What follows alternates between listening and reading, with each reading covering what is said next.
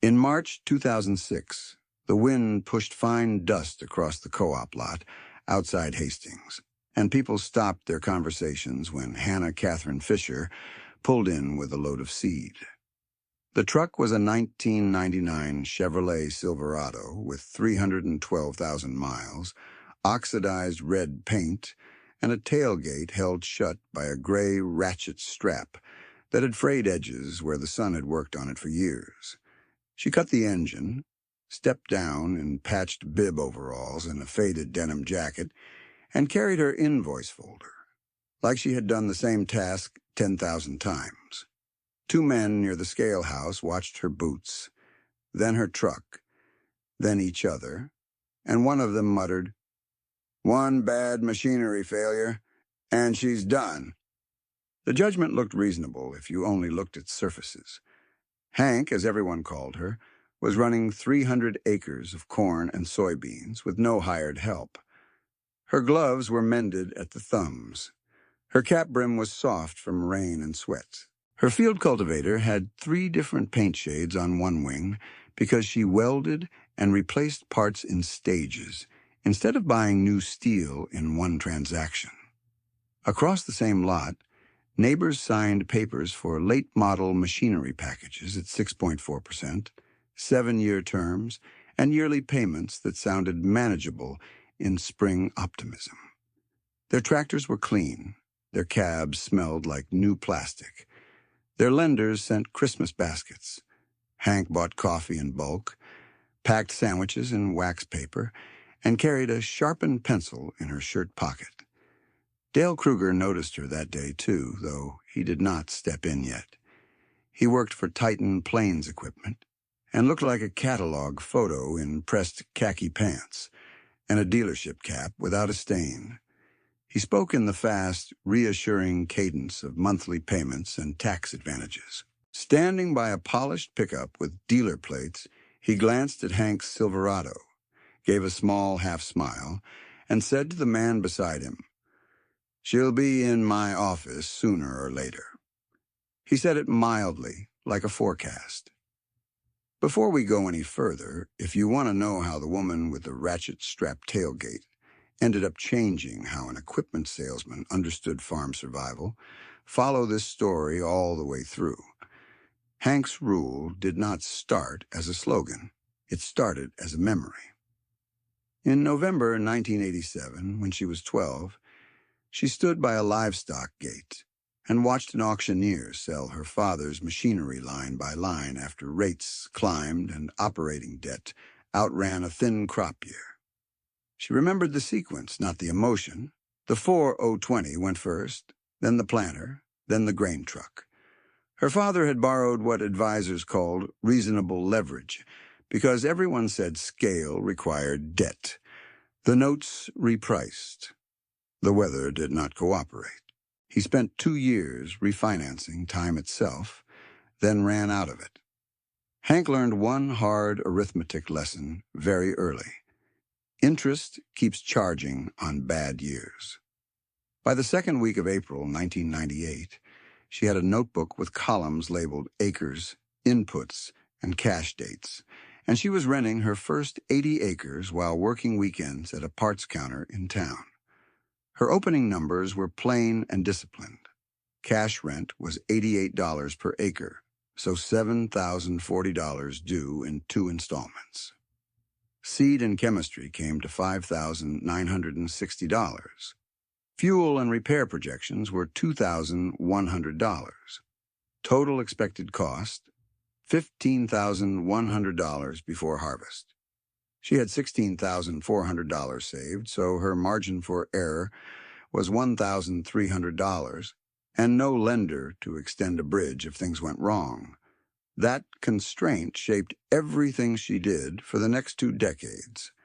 She expanded slowly on purpose.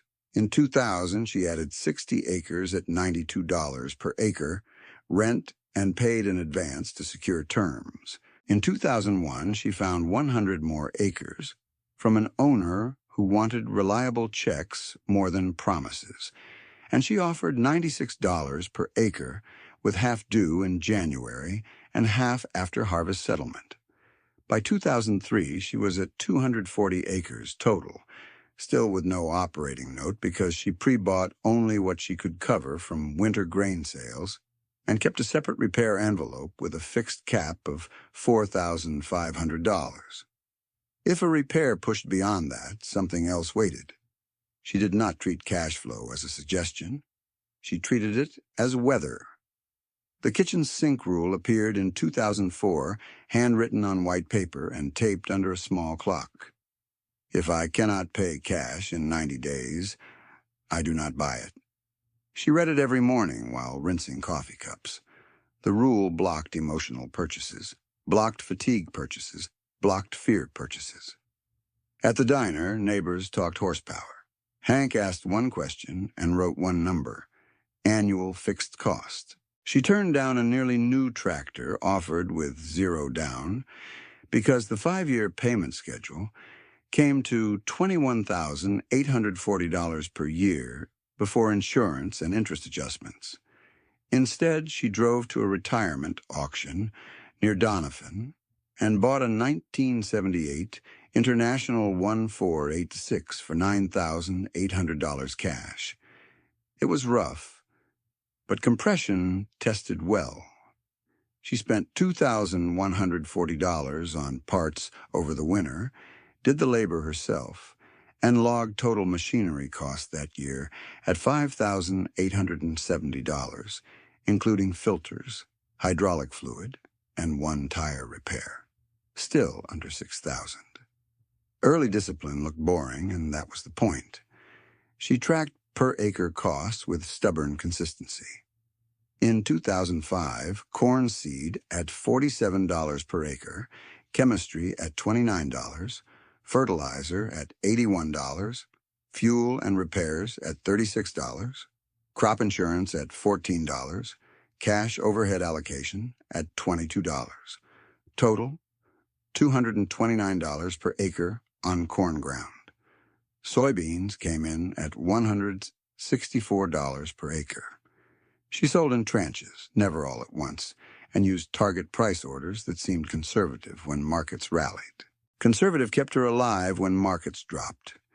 Her annual living expenses stayed equally narrow: property taxes and utilities on the farmhouse, $7,420, groceries, $5,860, clothing, $620, health premiums, and out-of-pocket medical, $6,480, fuel and household incidentals, $4,390.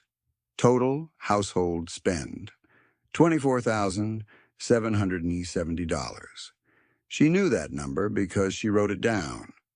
By late harvest, 2006, she had built a reserve account to $78,300 while farming those 300 acres, even with average yields and no miracle year. Around town, comments still tracked what people could see: faded overalls, an old pickup, hand-me-down toolboxes in the truck bed, a woman tightening her own chains.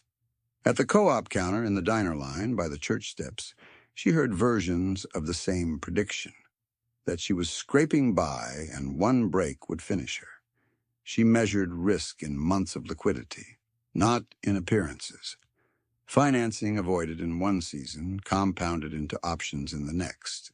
And so the misunderstanding hardened into local folklore. Hank's stubborn.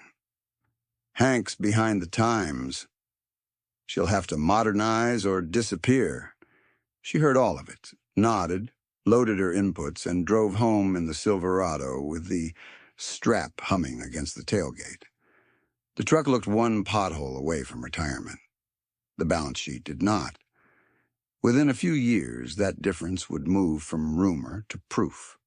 Late harvest 2006 ended with the same visual people in town mistook for decline. The 1999 Chevrolet Silverado, coughing dust down a section line, ratchet strap humming against a loose tailgate, and Hank Fisher, climbing out in gloves, stitched one more time. What they did not see was her kitchen table that night. She opened the ledger, posted grain settlements, paid every current supplier line, and wrote the reserve balance in careful block print. $78,300. The number did not look like much against 300 acres of risk, but it represented control. Outside, coffee shop predictions still leaned toward collapse. Inside, she sharpened pencils, stacked seed invoices by due date, and started building the next season on cash she could actually touch. Winter moved in hard, and she treated it like a planning season, not an off-season. By January 2007, she had formalized what became her seasonal cash calendar. January. Prepay only discounted inputs she could cover with grain already priced. March. No major purchases without 90-day cash visibility. July. Cap in-season repair spend unless breakdown threatened harvest itself. October through December, rebuild reserves first, then evaluate equipment, then land.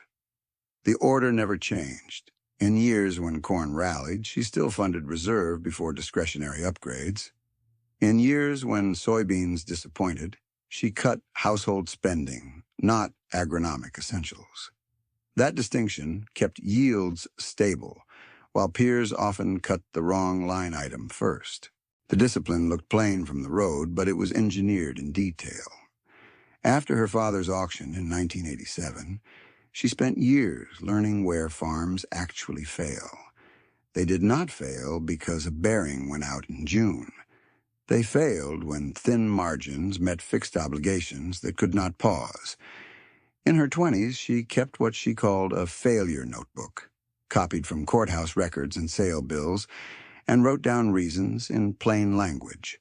Rate adjustment, input shock, 2-week yields, land rent escalator, machinery note stacked on operating note. She tracked not only what people borrowed, but when cash demand arrived. Timing, not optimism, was the hinge. Her household numbers remained almost stubbornly modest as the seasons advanced. In 2008, she logged $25,310 personal spending total, utilities and taxes $7,760, groceries $6,040, health costs $6,920, clothing $540, fuel and miscellaneous household $4,050. In 2009, it fell to $24,980 because she postponed kitchen flooring and repaired boots twice. In 2010, it rose to $26,140 after dental work. In 2011, it was $25,870. 4 years, averaged $25,575. She called that her freedom budget because low fixed personal burn meant farm cash stayed in the business when markets turned. The machinery side followed the same logic. She ran older iron, but never neglected iron. In 2008, she bought a second 1.4/86 parts tractor for $3,200, stripped usable components, sold scrap for $740, and netted parts inventory at $2,460. In 2009, she replaced feeder house chains on the combine for $680 and rebuilt the grain tank auger for $310. In 2010, she spent $4,940 total on machinery upkeep across tractor, planter, combine, and trucks. In 2011, a heavier year, she spent $6,180 after a transmission repair, then offset $1,450 by selling unused tillage pieces. Average annual net machinery outlay across 2008 to 2011, $4,832. That was less than many neighbors paid in a single monthly installment. By the spring, that prediction finally got tested in public. The co-op talk had sharpened into certainty. On a windy morning in April 2012, the county auction lot west of Hastings was crowded with polished pickups, finance brochures, and men comparing monthly payments as if those payments were proof of strength. Hank rolled in late from a fence repair in that same 1999 Silverado, now at 334,600 miles, with a primer gray passenger door she had pulled from a salvage yard for $140. Her overalls were clean but patched at both knees. Her gloves were stitched again. Dale Kruger saw her cross the gravel and stepped toward her, with the confidence of someone who sold urgency for a living. He had a folder ready before she reached the registration table. Titan Planes had put together a planter package he called a survival upgrade. New toolbar, precision meters, row shutoffs, dealer service agreement, total ticket $184,000. He spoke in smooth numbers meant to calm people. Teaser rate, 5.9% for 24 months, then variable. 7-year amortization. Estimated annual payment $31,944 before the reset, with rate risk shifted to the buyer. He tapped the page and lowered his voice just enough for bystanders to hear. You cannot stay competitive on museum iron, Hank. One bad planning window, and you are done. She studied the page, then handed it back. I pass. Dale did not let go. He asked if she understood what delayed emergence did to yield drag. He asked if she wanted to be the last operator in Adams County, planting with outdated equipment. He asked whether pride was worth a failed season. Around them, people pretended not to listen and listened anyway. Hank did not debate him in the language of image or status. She asked one question. What is total cost if rate resets to 9.1% after year 2? He hesitated, then said the number could not be fixed in advance. She nodded once and turned away. That same afternoon, she bought a used 12-row planter from an estate line for $11,500 cash, hauled it home, and spent the next 10 nights under work lights replacing chains, bearings, and meter brushes. Parts totaled $1,260, and she wrote each item into her ledger.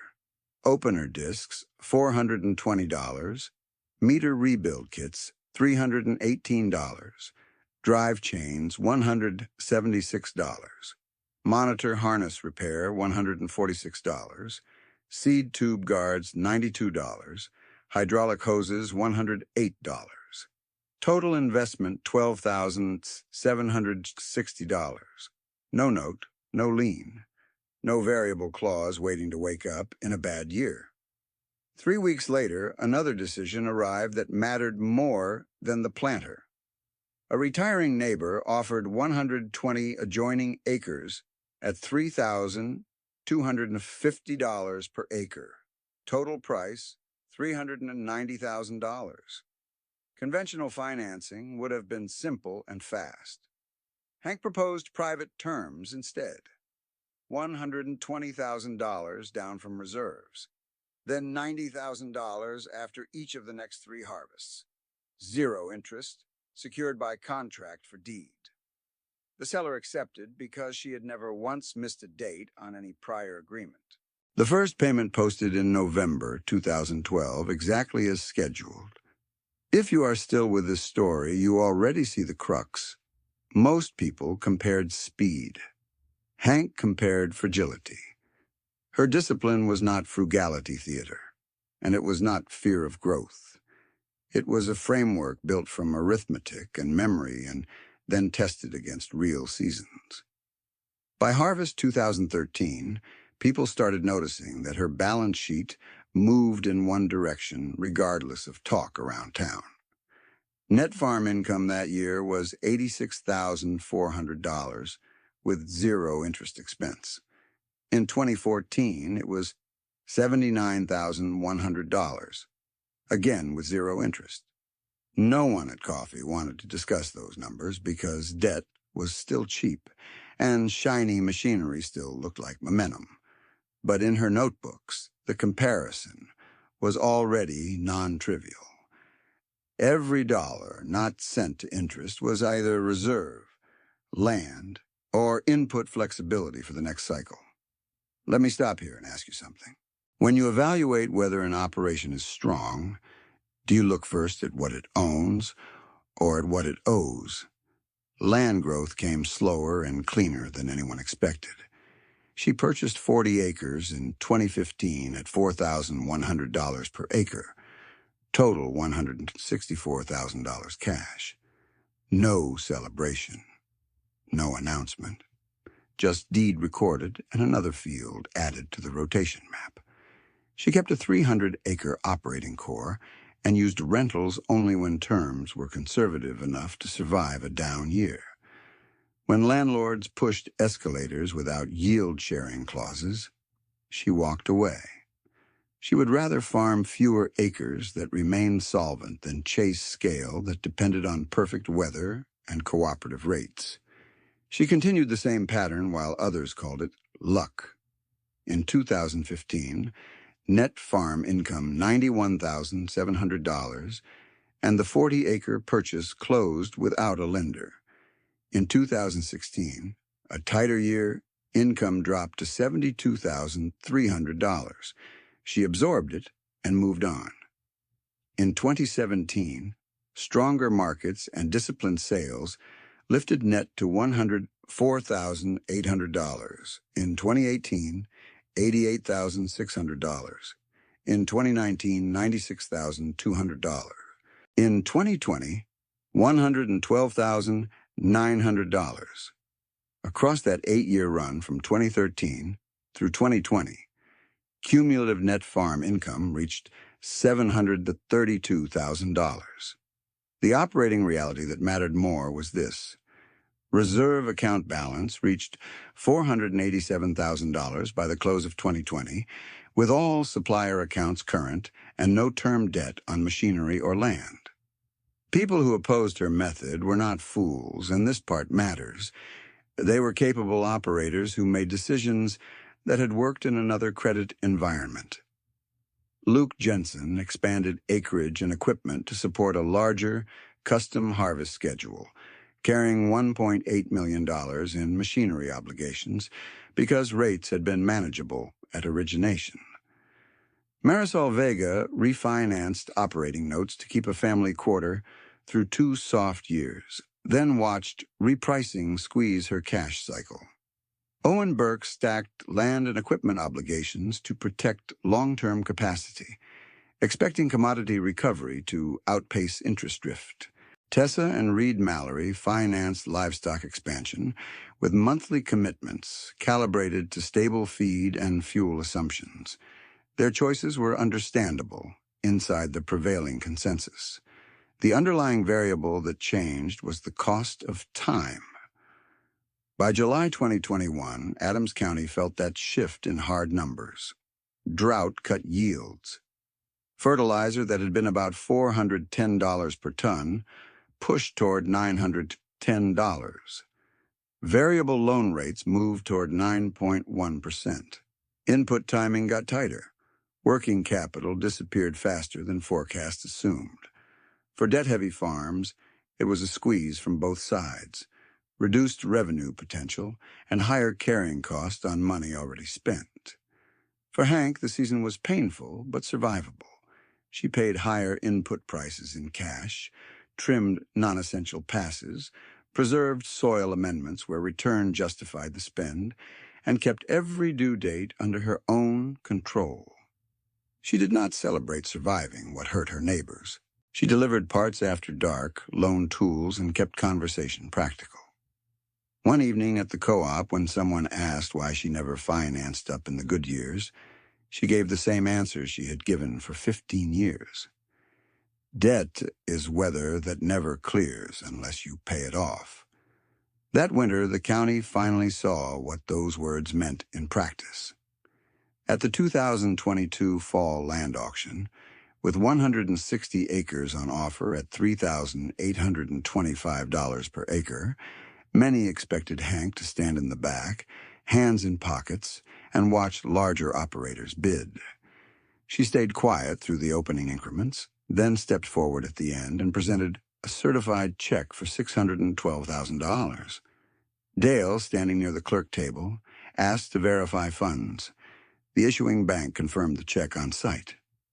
They also confirmed, because the room had already turned toward disclosure, that Hank carried no term debt, held $1.14 million in liquid reserves, and had paid inputs for the next season. No speech followed, no vindication performance. Dale looked at the check, then at her worn jacket, then at the Silverado with the replacement door and the old ratchet strap still doing its job. Hank signed the purchase documents and said only, "It penciled out." It penciled out. The clerk stamped the sales sheet. The auctioneer moved to the next lot, and the crowd tried to resume its normal noise.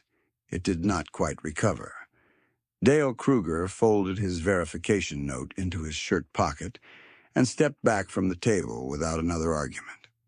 Hank walked to the Silverado, checked the ratchet strap as if that mattered more than the room, and drove south on gravel with the same steady pace she used every season. The spectacle lasted 4 minutes. The arithmetic behind it had taken 16 years. Within 10 days, people who had dismissed her method started asking for numbers instead of opinions. Hank did not hold court at the diner. She handed copies of selected ledger pages to her accountant, Nora Bell, and told her, "Share what is clean." Nora did. What emerged was a progression that looked almost quiet year to year and overwhelming in aggregate. In 2007, Hank farmed the same core acres, posted gross crop revenue of $238,900, total operating costs of $169,400, and net farm income of $69,500. After household draw, taxes, and repairs, reserves increased from $78,300 to $121,900. In 2008, with higher fuel and softer basis, net farm income came in at $63,200, and reserves rose to $159,300. In 2009, a better marketing year pushed net to $78,600, and reserves closed at $211,000.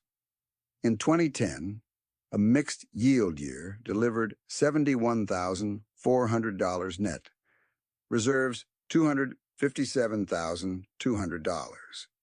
In 2011, net reached $82,900, reserves $311,100.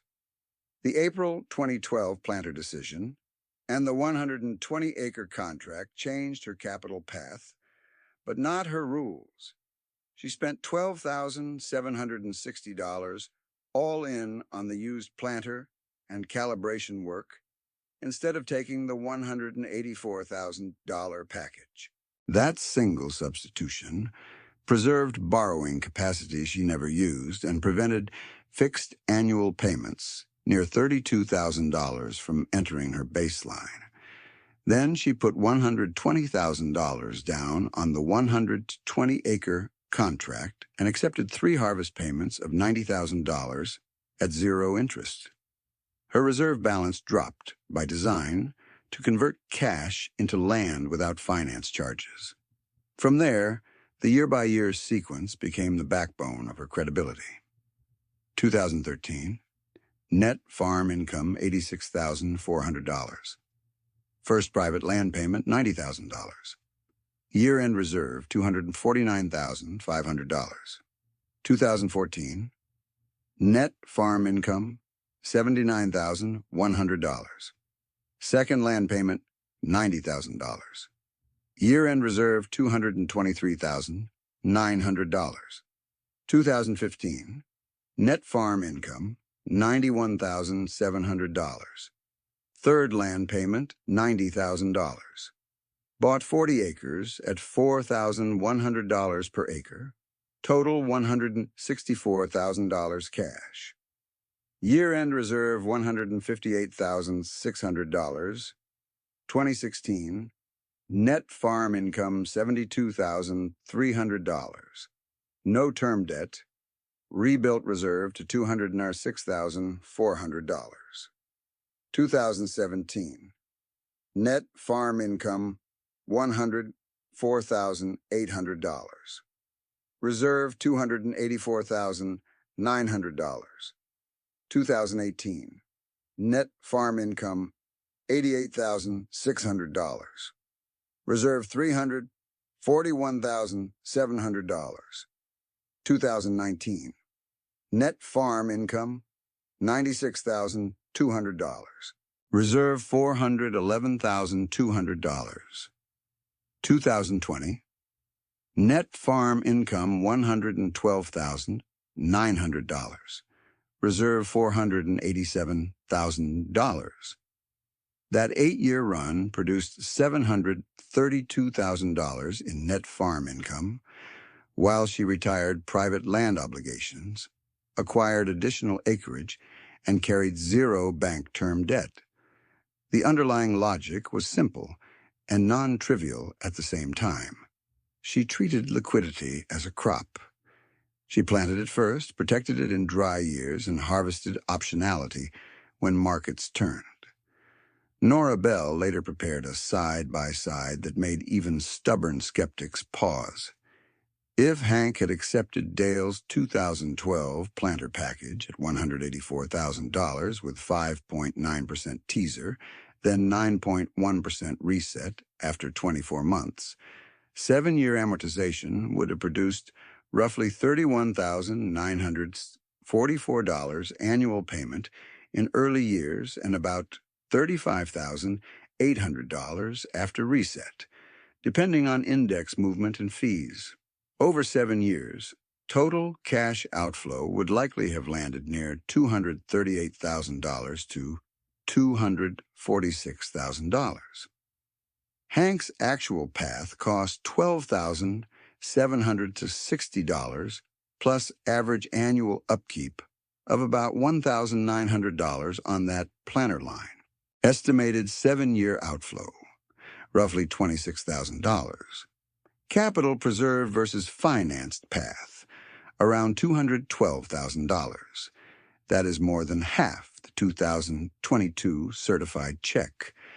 By the first week of December 2022, people also understood that reserves alone did not explain her strength. Cost structure did. Her average machinery spend from 2013 through 2020 was $5,940 per year, while comparable operations with newer finance fleets often carried $110,000 to $240,000 in annual principal and interest obligations before fuel, labor, and repairs. She accepted slower field speed in exchange for lower break-even thresholds. In years when weather narrowed planting windows, that trade-off hurt. In years when margins vanished, it saved the operation. If you are learning something from this arithmetic, pass it to someone who still believes cash flow and debt are the same thing. The contrast with peers was never a morality play. It was a framework conflict under changing conditions. Luke Jensen was disciplined, ambitious, and widely respected for fieldwork quality. Between 2014 and 2019, he expanded to 640 rented acres and financed 2 combines, a high-horsepower tractor, and grain handling upgrades. Total machinery debt reached $1.8 million. At low rates, his annual debt service sat near $246,000 and looked manageable against strong yields.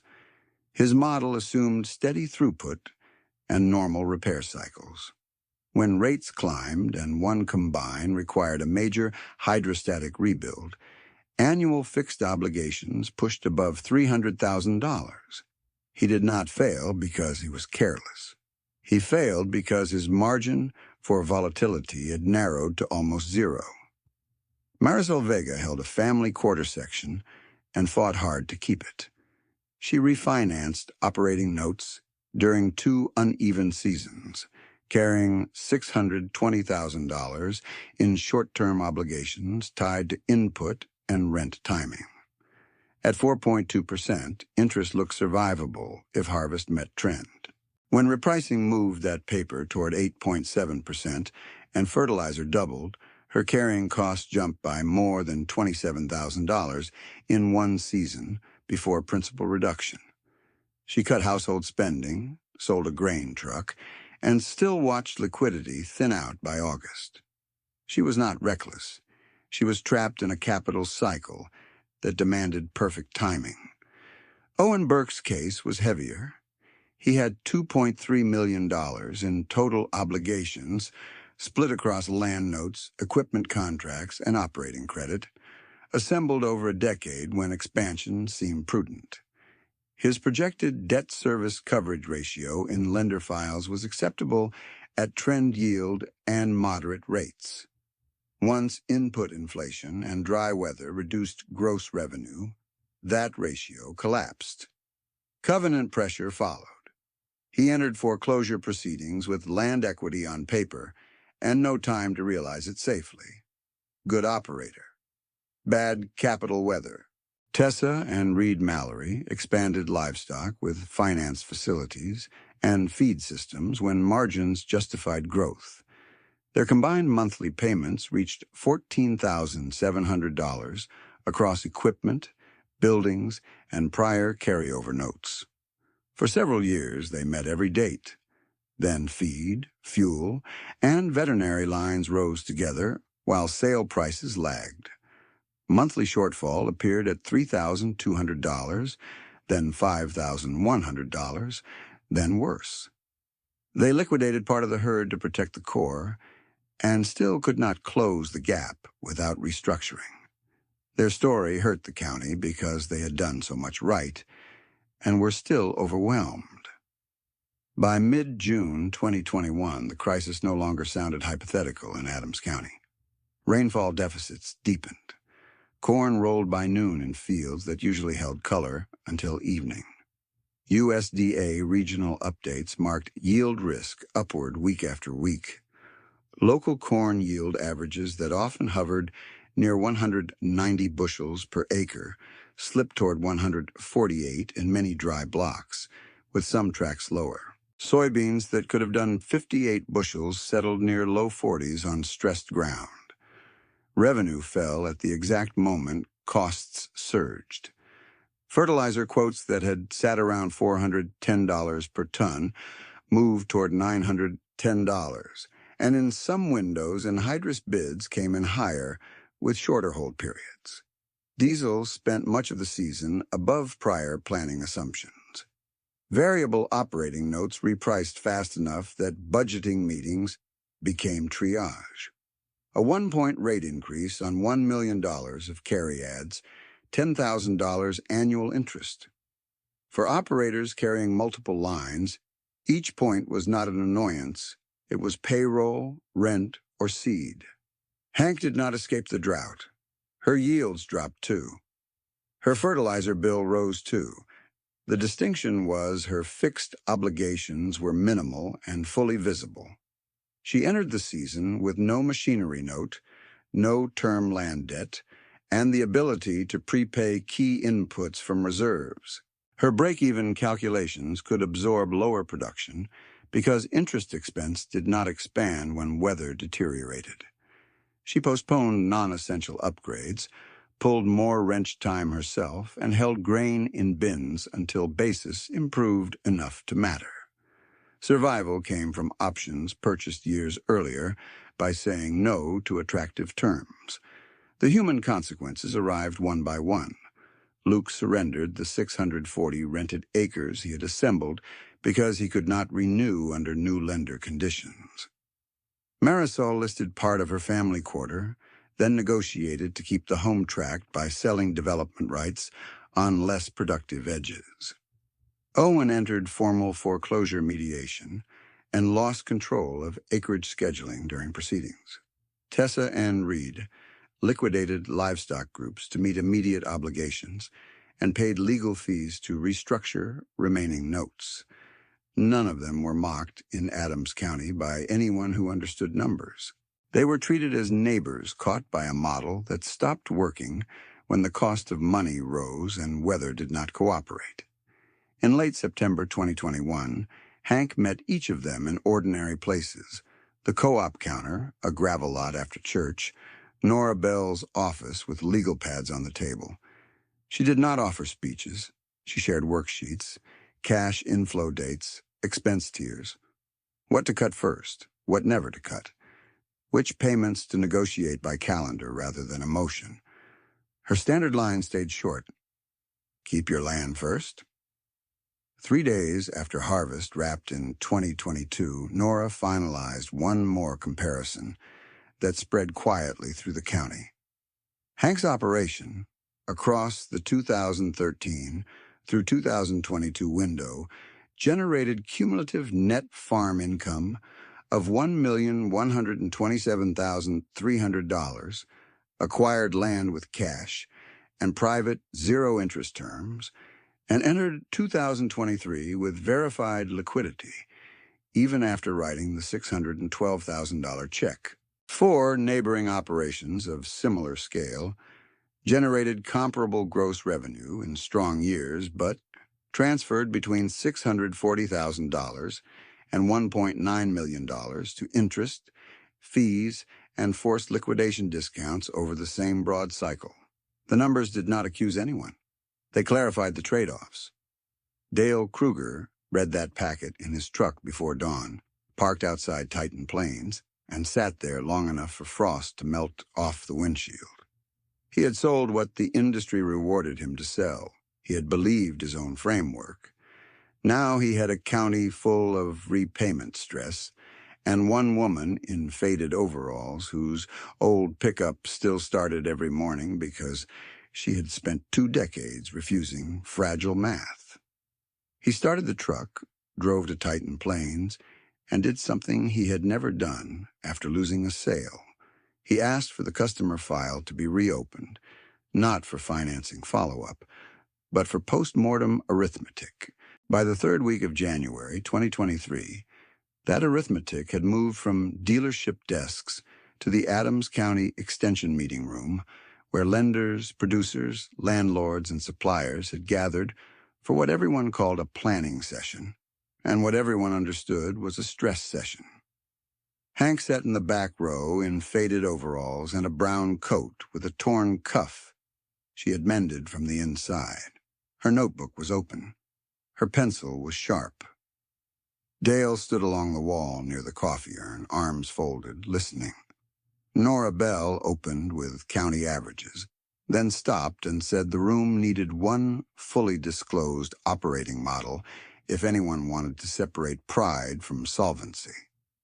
Hank gave a single nod. Nora read from an audited statement dated January 14th, 2023. Liquid cash and equivalents, $1,142,380. Prepaid 2023 inputs already purchased and stored or contracted, $186,240. Grain inventory marked at current local bid, $271,960. Machinery and vehicles at conservative resale valuation, $163,400. Land equity, appraised and net of private obligations already satisfied, $2,257,600. Other assets, including retirement and patronage credits, $66,920. Total assets, $4,088,500. Total bank term debt, $0. Total operating note, $0. Accounts payable over 30 days, $0. Audited net worth, $4,088,500. No one clapped. The room went quiet in the way rooms do when a prevailing story collapses all at once. The same people who had cataloged her tailgate strap for years now stared at a balance sheet with more than $4 million and no lender claim on it. A feed rep turned around and looked at Hank as if he was meeting her for the first time. A landlord in the second row asked Nora to repeat the liabilities line. Nora repeated it exactly. 0 term debt. 0 operating note. Dale did not interrupt. He looked down at his own legal pad where he had written one phrase during the reading. Fixed cost is fate. The revealing moment did not come with a speech from Hank, and that mattered. She did not stand, did not explain herself, did not settle scores. When Nora finished, Hank asked one question from the back row. Can we move to bridge terms for families who can still be saved? The room exhaled. The conversation shifted from judgment to structure. What she unveiled next was not charity as sentiment. It was capital, as triage with discipline attached. Fisher Field Fund was filed that week with an immediate $900,000 endowment from Hank's personal accounts, transferred in 2 wires of $450,000 to satisfy internal verification controls. The fund charter was 1 page long and specific: 0 interest equipment and working capital bridge loans. 5 harvest repayment, no balloon payment. Mandatory annual cash flow review with Nora. Land retention priority over machinery upgrades.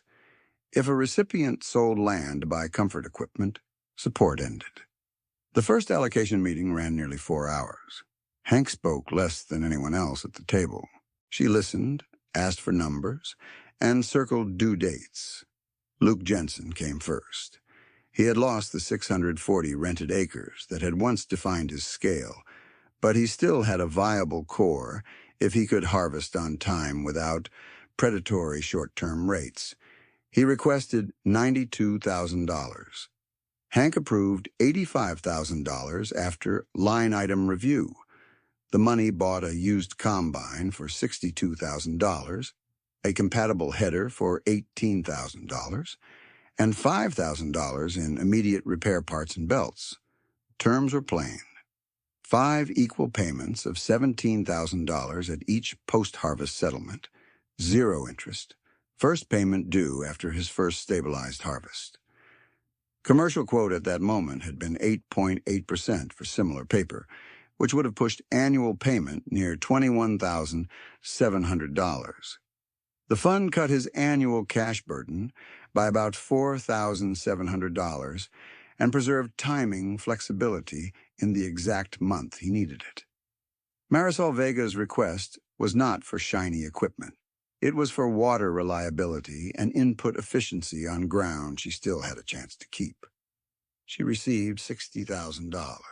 Allocation: $44,000 for irrigation retrofit components, $9,000 for pump and electrical updates, $7,000 for variable rate controls and installation.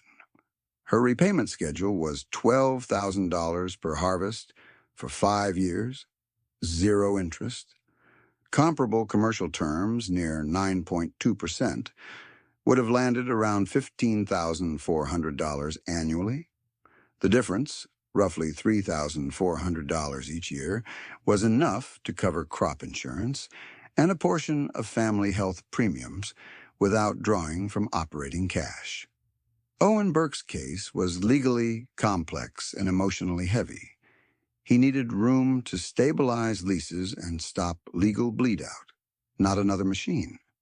Hank approved $110,000 with strict use restrictions, $80,000 earmarked for lease security, and arrears tied to acres he could realistically farm, $30,000 for restructuring, legal, and filing costs with court oversight.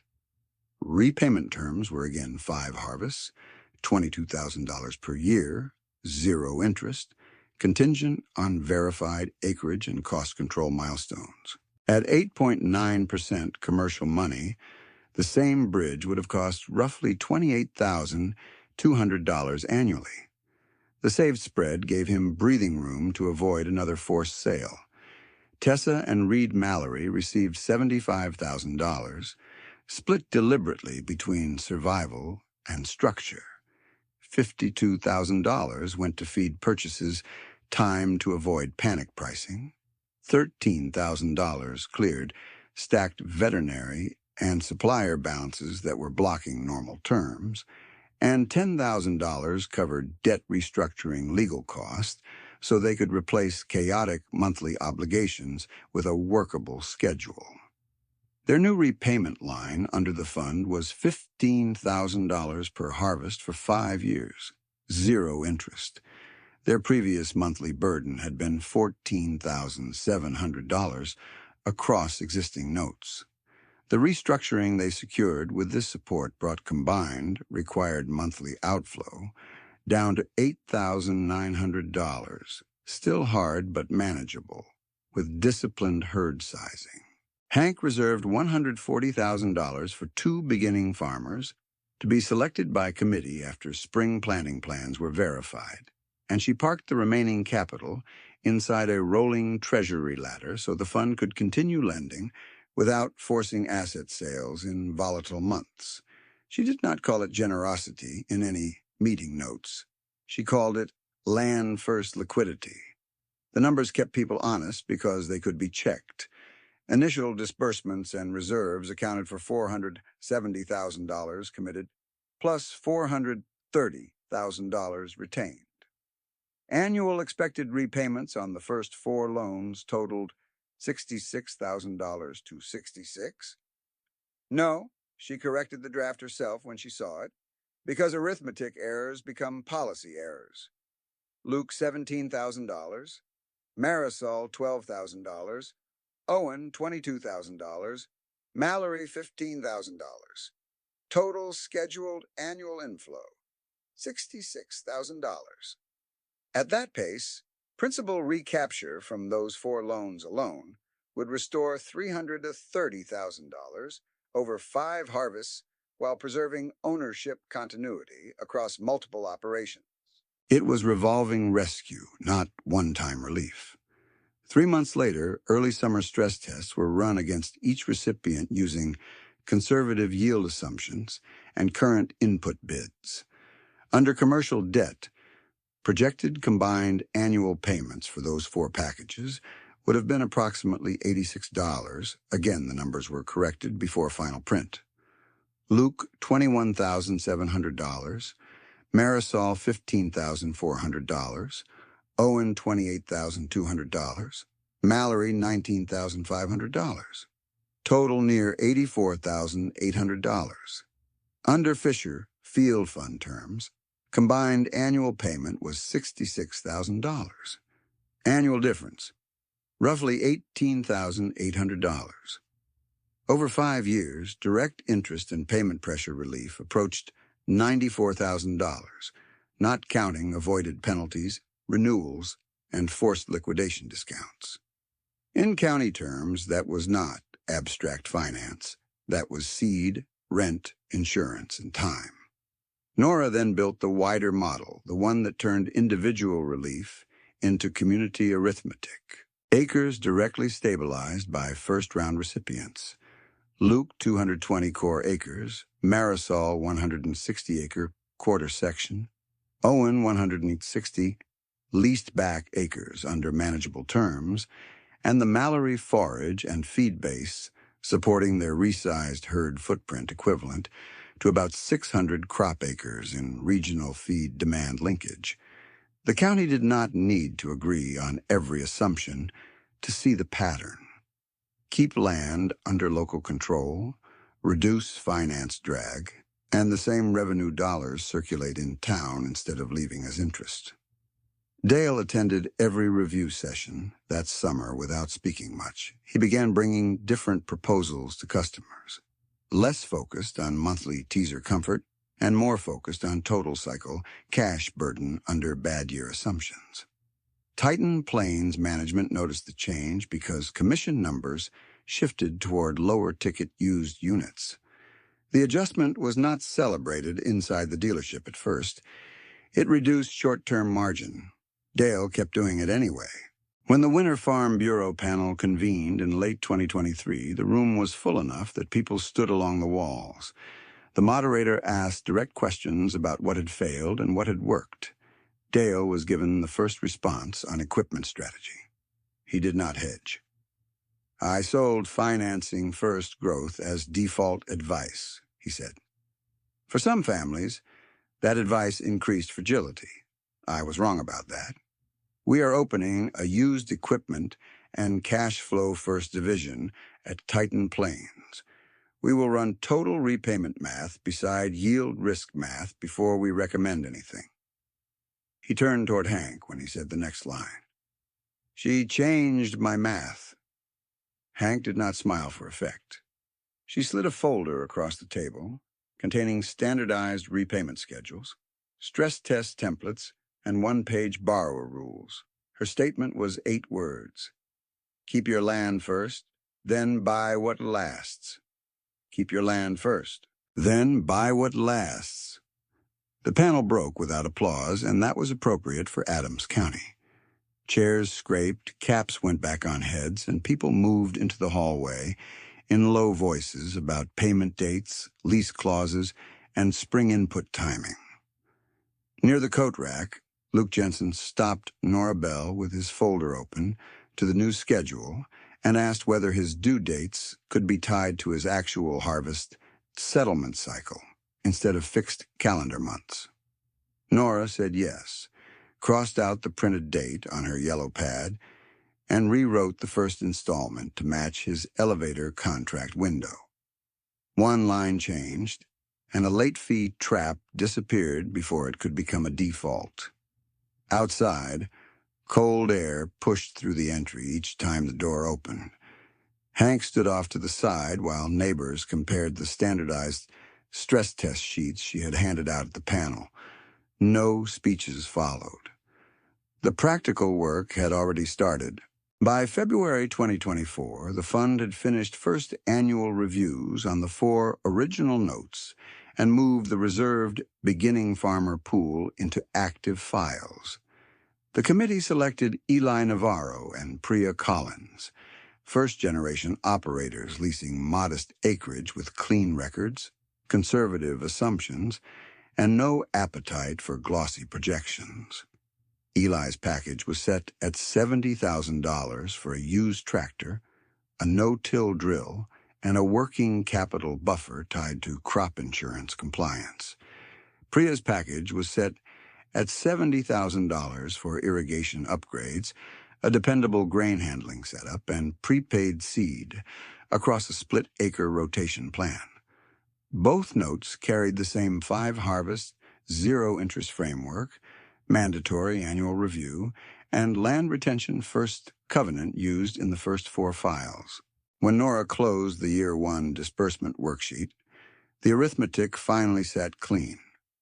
$470,000 deployed, $430,000 retained in short-duration Treasury instruments and insured cash accounts, before additional principal recapture effects. The line items matched the ledger. Luke $85,000, Marisol $60,000, Owen $110,000, Tessa and Reed Mallory $75,000, Eli $70,000, Priya $70,000. Using the local comparable bridge rate at 8.6%, avoided annual interest drag on that principal was about $40,420 in Year 1. The number did not include rollover penalties, emergency renewal fees, or forced sale discounts, which were harder to model but familiar to everyone in the room. Luke's file was the first to show why timing discipline mattered as much as rate. The program-backed combine kept harvest on schedule. His first required payment cleared at $17,000, and after a favorable basis move in late winter, he sent an unscheduled $4,000 principal reduction. Through post-harvest 2025, he held a stabilized 220-acre core under leases built on realistic yields rather than brochure yields. His debt stack narrowed to one local seasonal line for fuel and repairs, paid down at settlement, while the fund note declined on plan. He did not chase 640 rented acres again. His break-even stopped behaving like a cliff edge. Marisol Vega's recovery came from repetitive, unglamorous gains. The irrigation retrofit reduced waste, cut emergency pumping cost, and narrowed yield volatility enough to protect her quarter section. Her first two fund installments, $12,000 each, arrived on date without deferral. At the end of 2025, her operating statement showed positive cash flow after family living draw for the first time in several seasons. She kept the home tracked, kept title, and regained supplier leverage because she was no longer showing up each spring as a rollover case. Owen Burke's progress stayed the hardest to watch because it was slow and procedural. The $110,000 bridge gave him room to secure workable terms on 160 acres he could farm efficiently while the court-linked restructuring moved through the rest. He made the first $22,000 payment in full, then documented a one-quarter timing adjustment in year 2 when settlement came in late. Under rigid monthly paper, that request could have triggered default language. Under harvest-linked covenants, it preserved compliance, and by early 2026 he was current under revised timing and out of foreclosure proceedings. He farmed fewer acres than before, but the margins were real and the stress load was lower. Tessa and Reed Mallory used their $75,000 exactly as underwritten: feed, payables, legal restructuring.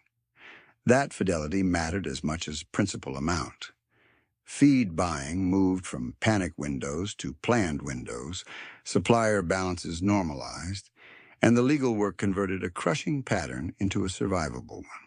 Their required monthly outflow held near $8,900, while they rebuilt a smaller herd calibrated to labor and feed capacity they could actually sustain. 18 straight months passed without a missed payment, and county conversations began using that streak as shorthand for regained footing. Eli and Priya brought the reserved capital from policy language into field reality. Eli's machinery line looked old even by local standards, but his planting and harvest windows improved as failure risk dropped into manageable territory.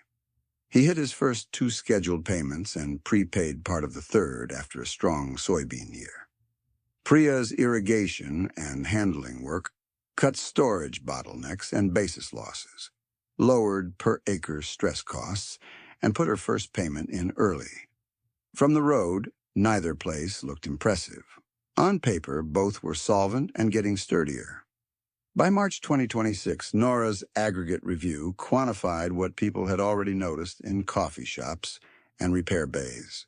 Across direct recipients and linked restructuring effects, stabilized operating capacity reached the modeled 1,140-acre footprint.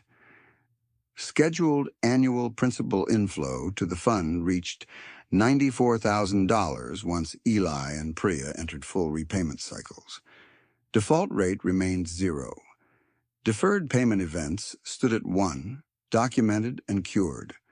Administrative cost ratio held at 1.8% because underwriting stayed local. Documents stayed short, and enforcement stayed consistent. The multiplier effect showed up across town before it appeared in any formal county report.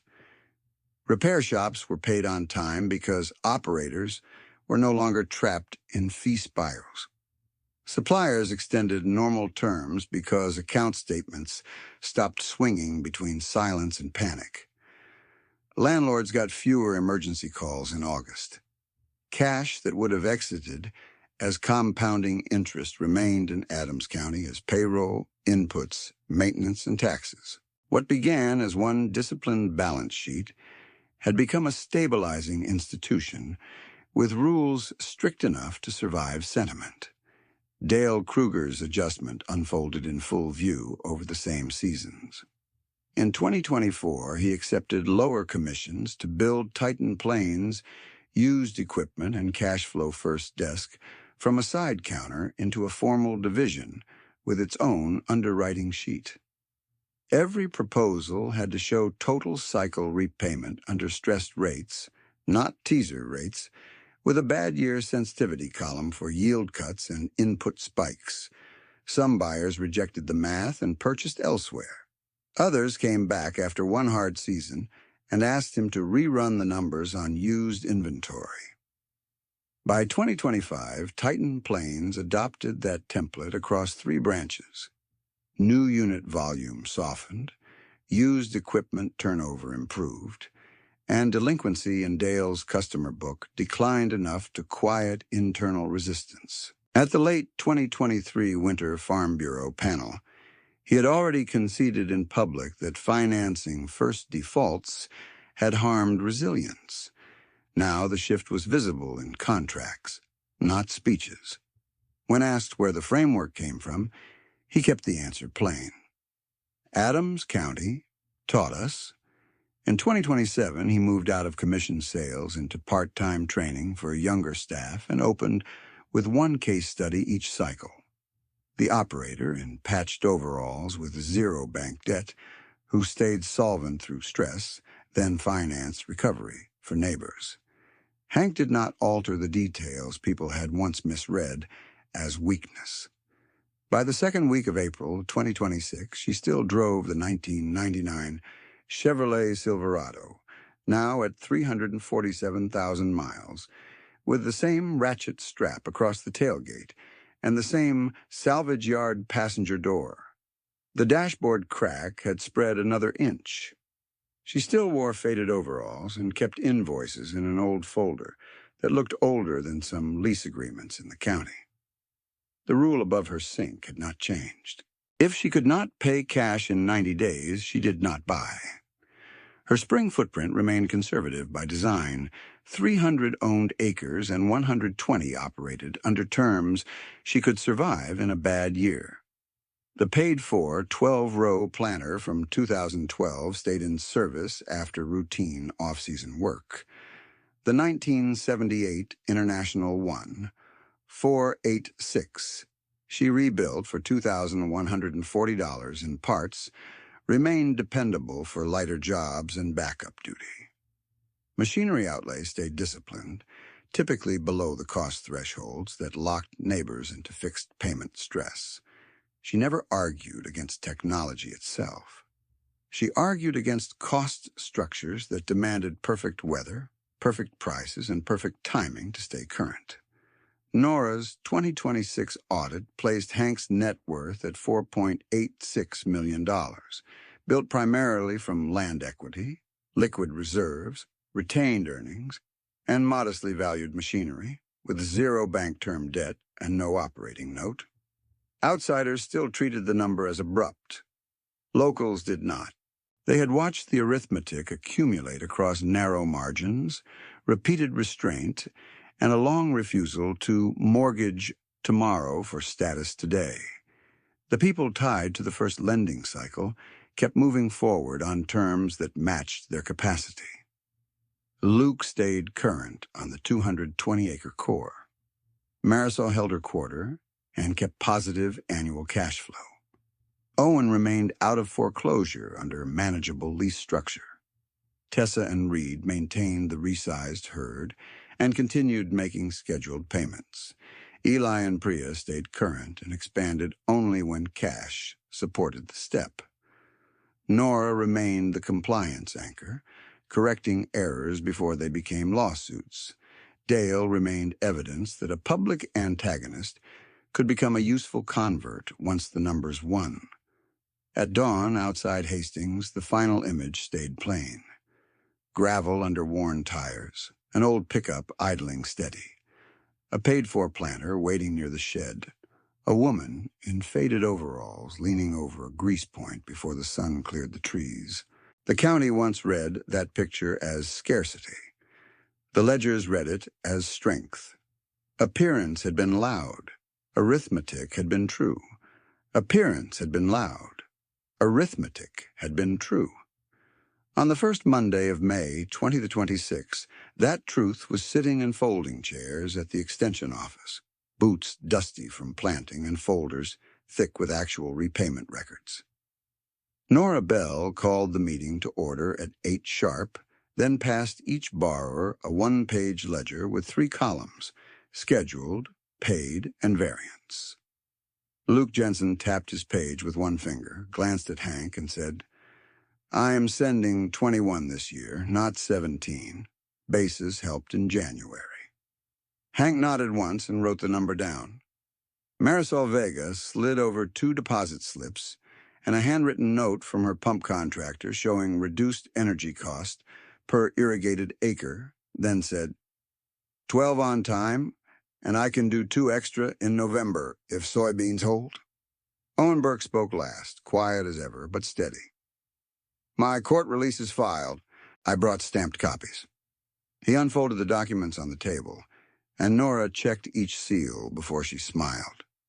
Tessa and Reed Mallory did not bring speeches either. Reed set down 3 supplier statements with 0 past-due balances. Tessa added, 18 months clean became 22.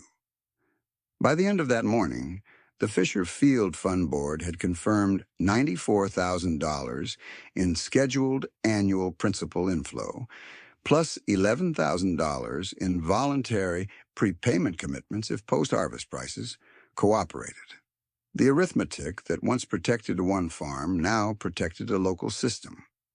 Luke's stabilized 220 acres remained intact under leases he could service at conservative yield assumptions. Marisol kept her full quarter section and posted positive cash flow after family living and input carry. Owen's 160 leased-back acres were no longer a legal question mark, but a working plan with documented compliance. The Mallory herd stayed smaller by design, yet profitable enough to rebuild equity instead of burning it. Eli Navarro and Priya Collins, both now through their second seasonal reviews, remained current and had each reduced operating risk without adding fragile debt. 3 days later, Nora submitted the annual county report and attached the exact payment tables that lenders had once called unrealistic. No one used that word anymore. By the second week of August 2026, the cascade was visible outside paper. The repair shop in town rehired a mechanic it had let go during the worst squeeze because receivables were arriving on date. A regional seed supplier restored early order discounts to 3 of the fund recipients after 2 clean cycles. One landlord, who had threatened to sell to an out-of-county bidder, renewed a local lease instead, citing timely payments and fewer emergency calls. Nora's updated model estimated that $470,000 in initial zero-interest deployments, combined with disciplined repayment and retained reserves, had prevented forced liquidation losses of roughly $1.26 million across 6 operations when compared with distressed sale benchmarks from 2021 through 2023. The land continuity effect was larger. Preserved or regained operational control still held at 1,140 acres, worth about $8.9 million at prevailing local values. That was the multiplier Hank had always implied and never advertised. Keep one balance sheet strong enough, and you can interrupt a chain reaction. In November 2026, after harvest wrapped, Luke stood by his grain trailer under pale yard lights and handed Hank a cashier check for $19,000, $2,000 above schedule. "I used to think scale was safety," he said. "Turns out margin is safety." Marisol called from her kitchen the same evening, phone on speaker, while she read numbers from her notebook. Net positive again. Not huge. Real.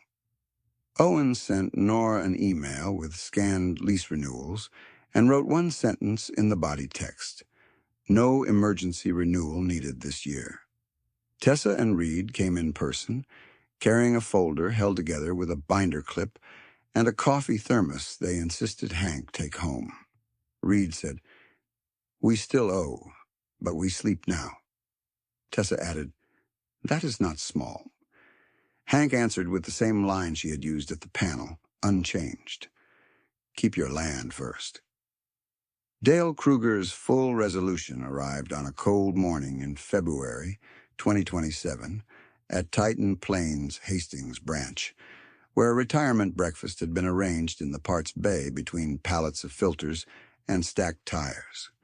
He stood beside a folding table with store-bought cinnamon rolls, wearing a pressed work shirt that still looked newer than anyone else's jacket, and spoke to a room of younger sales staff who had never known the old commission rhythm as anything but rumor.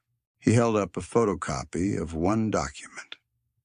The 2022 bank verification slip he had folded into his pocket at the auction when Hank wrote the $600 to $12,000 certified check.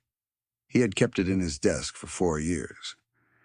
"This was the day I stopped selling payment comfort and started selling survival math," he told them.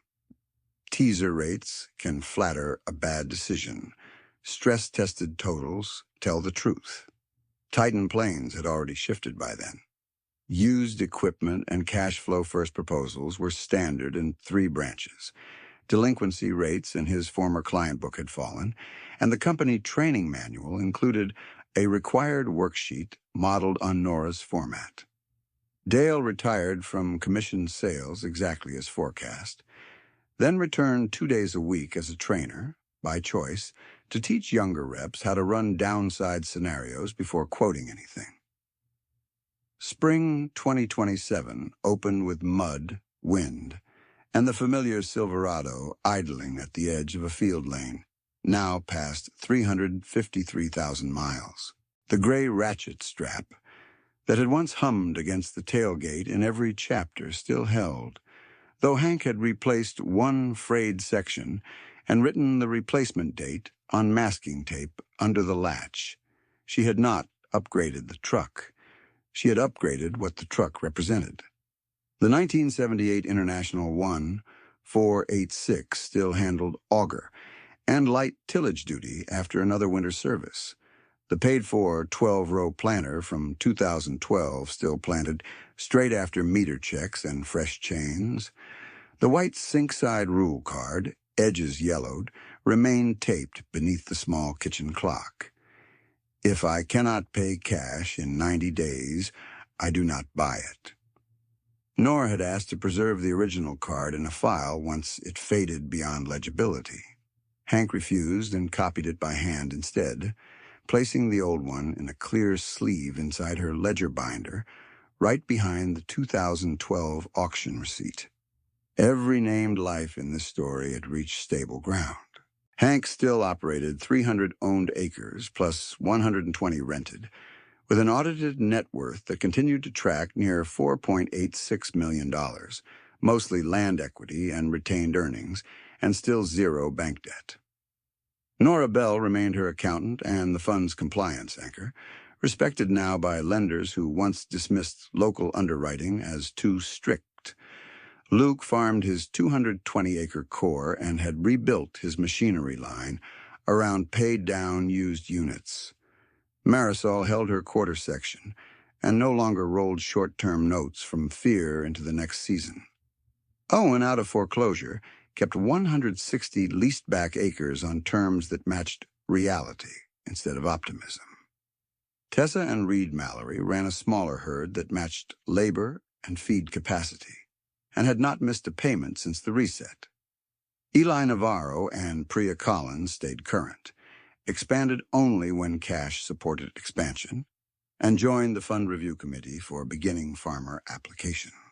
Dale retired from frontline sales, trained others, and cited Hank by name when asked where the policy shift began. Nothing about the ending required a speech.